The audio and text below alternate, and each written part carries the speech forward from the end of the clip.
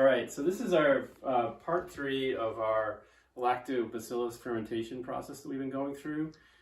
It started out about 40 days ago, where we took some rice and we soaked it, and we let that sit in water, and we let that soak for about 10 days. And then we took that serum and we then put that into about 4.5 to 5 gallons of raw milk that we got from the farm school. And we really appreciate that contribution. And we then let that ferment, the serum in the milk, for another 10 days. And that's where we are right now, is we're at the point where we're going to take that serum and we're going to add about 2.5 gallons of molasses, and in water we're going to put it into this tank. This is a tank that we created by buying a recycled barrel that had olives in it, and we cleaned it out, and we used some vinegar just to take any bacteria that could be in there from housing the olives. And we also installed this spigot, and we created this kind of homemade airlock, so that we, this is going to be a turbocharged, with all the molasses in there, turbocharged ferments. We want to have a big enough airlock, so we created this airlock. It's an experiment, and we may have to make adjustments, but that's just part of the fun in the process. So the next step that we're going to do... Jonathan, sorry, before you go in, will you tell us about what happened with the milk and what, how that looked this morning? Yeah. So when we took the cover off, it had been fermenting for about 10 days with an airlock on it in a bucket. It's like a kind of a wine bucket with a bowl and a airlock on that. And this is it right here, That's right? It right there. Yeah. And this is the cap that was on there with an airlock, and that was sitting on top just like this. Mm-hmm. And when we opened it up this morning, we knew we would see some sort of a curd there, and I was expecting about 1.5 to 2 inches, and I would say there was probably about 6 to 8 inches of curd in there. And so we scooped it all out, tasted some of it ourselves, and then gave the rest to the chickens. But it was pretty amazing, and it just had an incredible smell to it.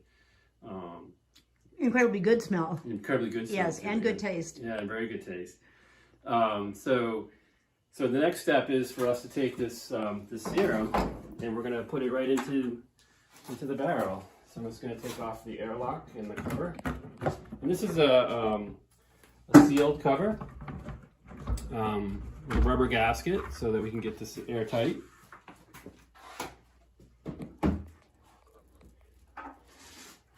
And right in there right now, I just have some water and some of the molasses. I want to at least get something started, so that as I'm pouring this in, I'm not just pouring in just the raw molasses and then it just kind of sits on the bottom in clumps. So I'm trying to kind of add some water, and I'm trying to soften it a little bit so that it doesn't just sit on the bottom. So I'm going to dump in the serum.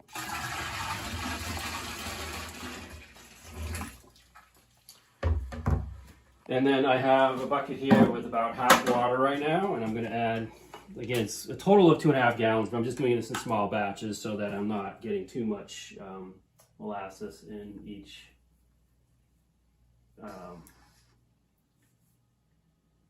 time I try to put it in. So that's about half the thing, and I'm using this little stirrer and just trying to get that well stirred up. This is water. It's just cold water that we got.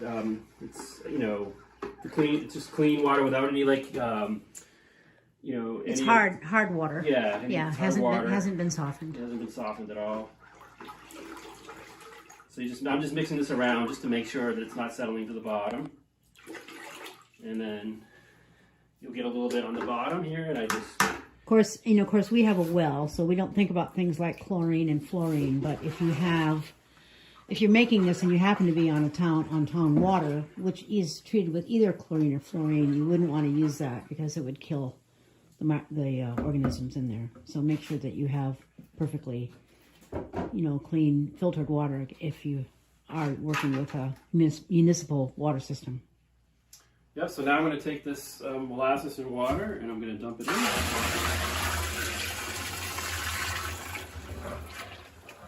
And of course, there's still a bunch on the bottom, so I'll just add some more water and keep, making sure it's not so thick.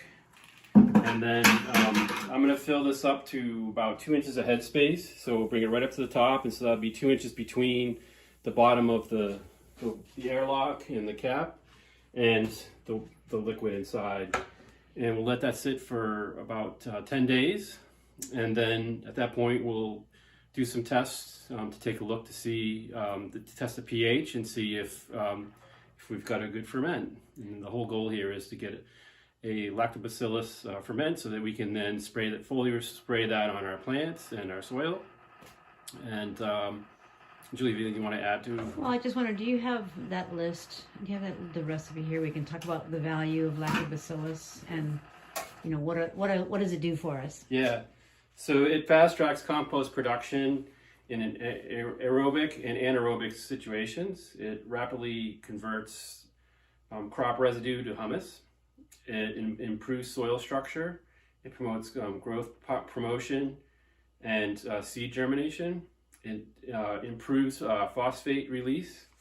It enhances disease control and promotes fermentation versus putrefaction. Say, for instance, you had like a pig pen that smelled pretty bad. You could spray this in there and it would remove the foul smell. So it's a pretty amazing process in how to use microbes to improve our environment.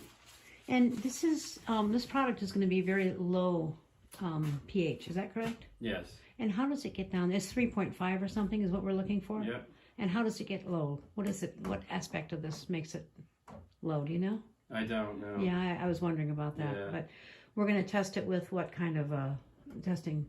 Like a pH tester. A pH tester. Yeah. Okay. Yep. We'll be learning. This is our first time doing this. We'll be learning along with you, and we have some guidance from John Duke, and he's gone through this process, and he's going to share with us and also help us with a microscope and to be able to see what's going on in there. Also, Jim St. Laurent needs to be a shout out too. Yeah, right? Jim St. Laurent spent a lot of time putting together the recipe and also designing. The tank that we're keeping the ferment in. Do you want to explain this guy down here? Mm-hmm. Yep. So this we did is we got a ball valve and then some PVC pipe, and we got this connector that has a rubber seal on the inside, and we just drilled a hole about the size of the threads. And to screw this in, this is a cap on the inside, and on the inside of the tank is a rubber gasket and the back piece of this, and then this cap screws on, and then this is a 3/4 inch PVC, and we just screwed that in and then taped it and then glued it all together, and then you just turn the ball valve and it will come out. And we designed it to be up a little bit higher, so that any sediment would just settle to the bottom. We would be skimming off that, and then as we get towards the bottom, we can start to tip it and screen it. So, and then as far as the airlock, we just took a little barb connector, and we drilled a hole through and added this piece of PVC connector, and then this clamp to make sure that the hose stays on. This is 1/2 inch, and then we cut this long enough so we could do one loop, and then I don't know if you can see it, but there's water inside here, and as the air tries to escape, or the gases try to escape, they'll come up through here and then eventually push through the water and then bubble through. But this is just an airlock to keep any other air from getting in the tank, but also to keep other microorganisms from getting into the tank as well. So we're trying to make sure that the lactobacillus has the best chance. Stays clean. Stays clean. So the water actually repels. The water is it becomes an airlock to keep air from getting in and anything else to get in there. And so the gases will pass through it and bubble through. Uh-huh. So we wanted something a little bit more robust than what we would use for like a wine, because this is a pretty big ferment, and right. And we also have a lot of molasses in there, so it's really gonna turbocharge. Really gonna cook, yeah. Yeah. Okay, so this is basically what happens with wine too. I mean, this Yeah, it's water very lock is similar. a way to keep the only the yeast organisms that you want in the wine, I guess.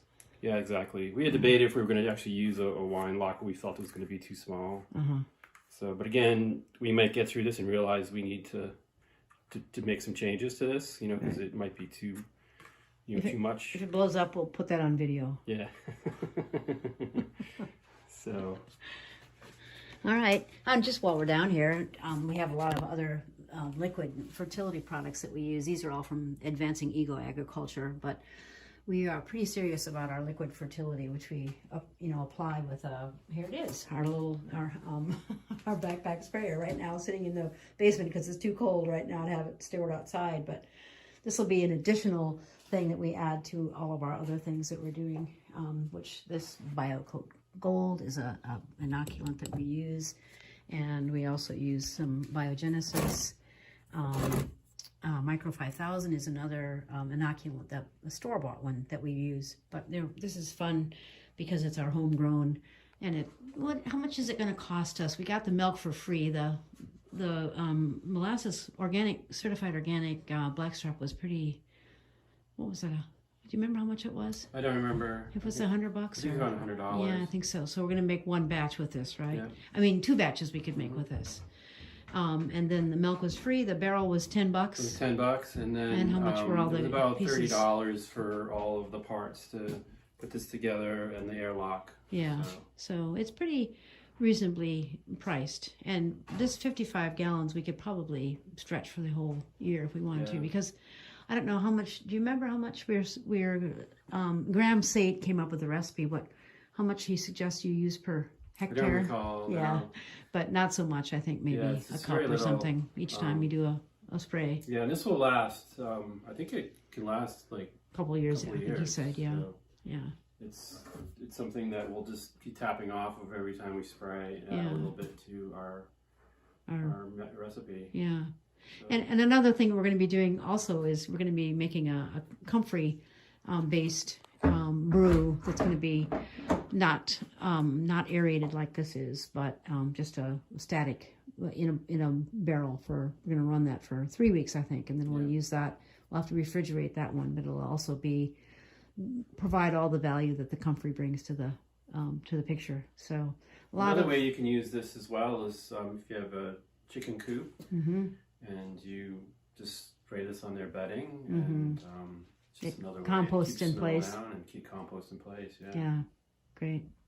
All right. Well, thank you, Jonathan. Thank you.